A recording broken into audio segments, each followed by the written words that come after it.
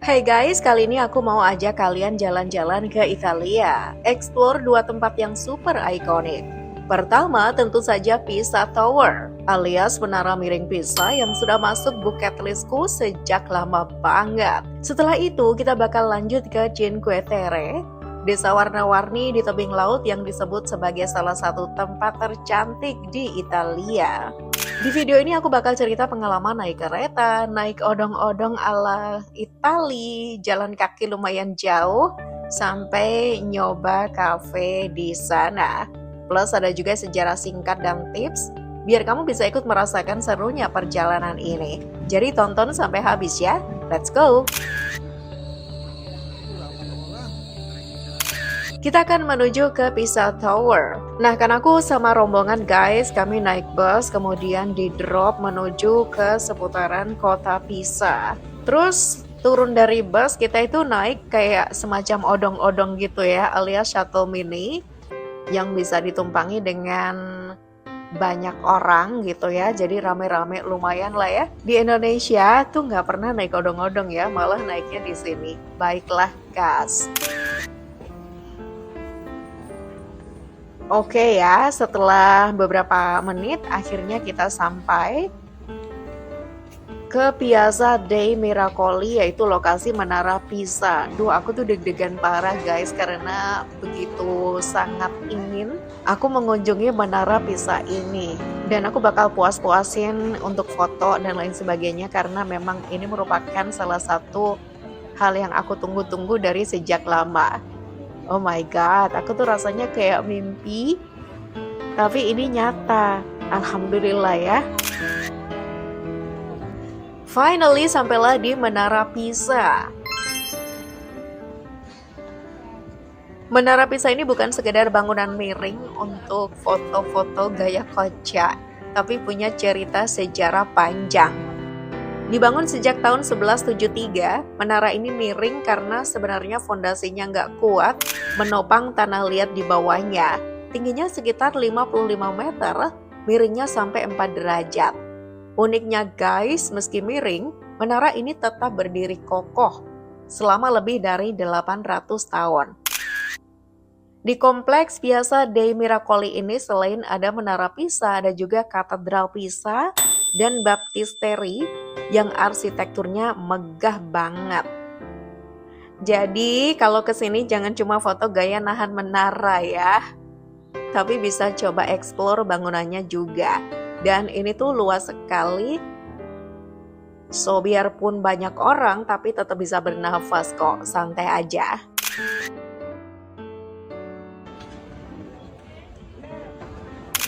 Tiket masuk untuk naik ke atas menara itu sekitar 20 euro dan dari atas pemandangan kota Pisa terlihat indah banget. Worth it kalau kamu suka sejarah dan arsitektur.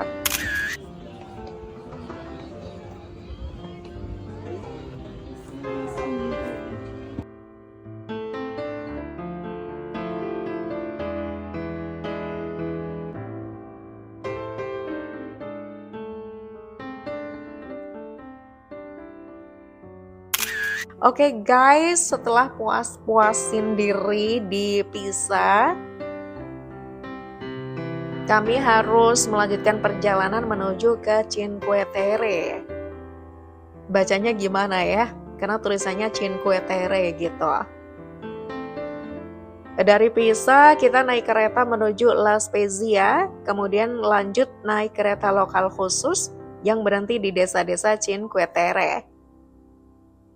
Perjalanannya lumayan guys dan unik karena kereta ini kadang-kadang masuk terowongan panjang, lalu tiba-tiba keluar tuh langsung disuguhi pemandangan laut biru dan tebing warna-warni. Seperti kayak lihat lukisan hidup gitu loh guys, kalau selama ini cuman bisa lihat di internet gitu ya, ternyata beneran ada loh desa yang kayak gini. Terus sesampai di sana, nah kan siap-siap lagi jalan kaki lumayan jauh. Karena Cinque Terre itu jalannya naik turun tangga sempit, khas desa di tebing laut. Hati-hati ya guys. Tapi nggak tahu ya, rasanya aman-aman aja kok kalau di sana. Karena banyak temennya dan sepertinya tuh biasa guys, dan tebing-tebingnya tuh kokoh. Jadi kayak nggak takut kalau misalnya longsor dan lain sebagainya. Sepertinya sulit itu terjadi karena saking kerasnya bebatuan. Begitu. Ya agak capek sih karena lumayan juga nanjak. Pas nanya ke teman-teman yang udah turun gitu ya, jauh nggak? Mereka bilang jauh. Tapi bagus katanya gitu. Terus akhirnya ya udahlah ya, biarpun capek tapi akhirnya terbayar sekali sama pemandangannya yang bener-bener cakep.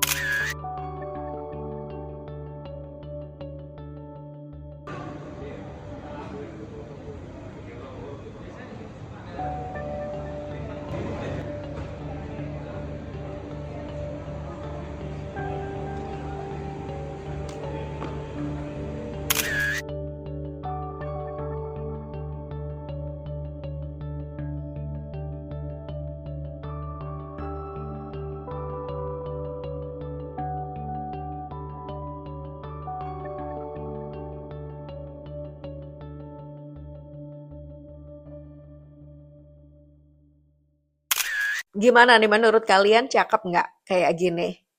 Cantik kan? Guys, Cinque Terre artinya 5 desa, 5 lands.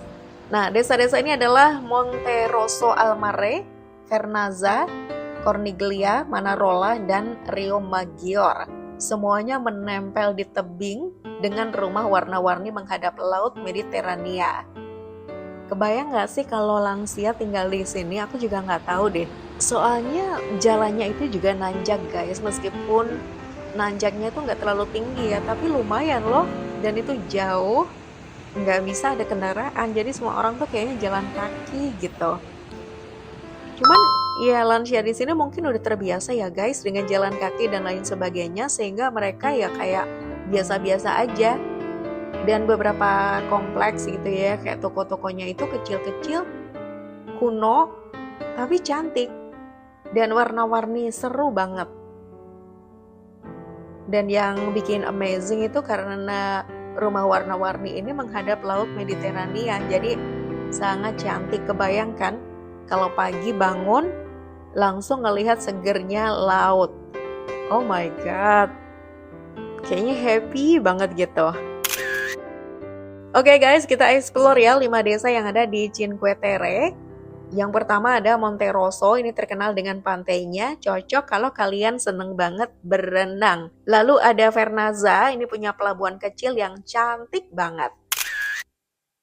Kemudian ada Corniglia, ini desa di atas tebing tinggi harus naik ratusan anak tangga.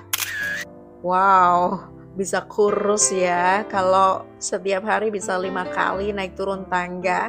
Kayaknya cocok untuk kalian yang pengen langsung turun 20 kilo gitu kali ya. Aku sih terima kasih.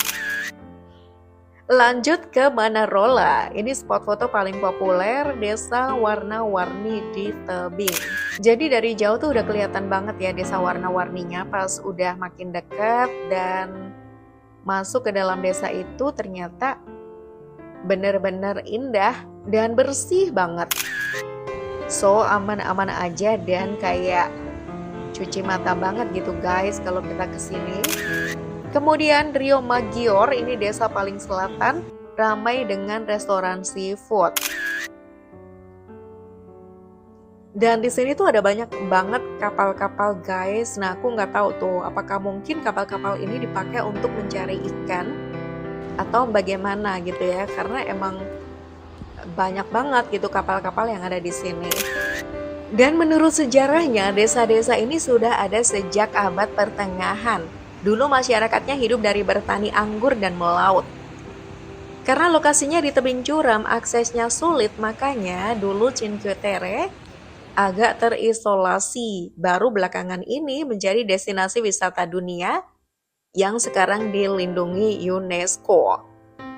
Jalan-jalan di Cinque Terre itu rasanya campur aduk, capek, excited, takjub, dan kadang lapar juga. So harus mampir ke cafe untuk ngopi dan beli snack kayaknya. Ahai. Well guys, ngomongin lapar, Cinque Terre juga punya kuliner khas yang wajib dicoba. Focaccia, roti pipi gurih enak dimakan sambil jalan. Pasta al pesto, pesto berasal dari daerah Liguria, tempat Cinque Terre berada. Rasanya creamy, segar, khas Basil. Seafood segar, terutama anchovy dan kerang karena desa ini memang banyak nelayan. So kapal tani berarti digunakan untuk mencari ikan ya. Makan seafood sambil lihat laut biru itu definisi liburan sempurna. Setuju nggak? Tulis di komen ya. Dan ini beberapa tips kalau mau ke Pisa juga Cinque Terre. 1. Gunakan kereta lebih praktis dan hemat dibanding mobil. 2. Siapkan stamina karena jalan kaki di Cinque Terre lumayan bikin ngos-ngosan. 3. Kalau mau hemat, beli tiket Cinque Terre Card, bisa naik kereta unlimited antar desa. 4. Bawa botol minum isi ulang. Di beberapa titik ada air mancur gratis. 5. Datang pagi atau sore biar nggak terlalu ramai dan nggak terlalu panas ya. Itu dia guys perjalanan dari Pisa Tower ke Cinque Terre yang benar-benar berkesan buatku. Dari bucket list dunia yang akhirnya tercapai sampai menemukan keindahan desa-desa warna-warni di tebing laut Mediterania. Italia memang selalu punya cerita yang gak ada habisnya.